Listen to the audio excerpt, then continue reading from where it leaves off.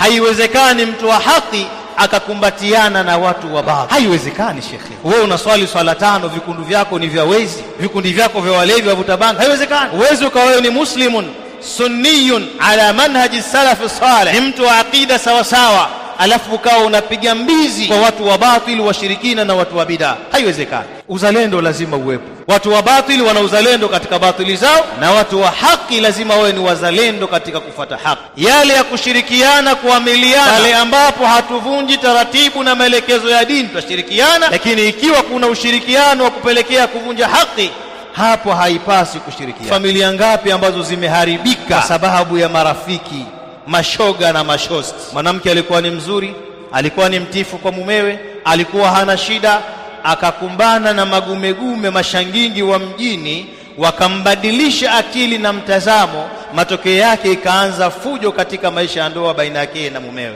mwisho ndoa ikaharibika. Ni wangapi? Si kila mtu awe rafiki yako, na ukiwa ni hivyo umefeli katika maisha.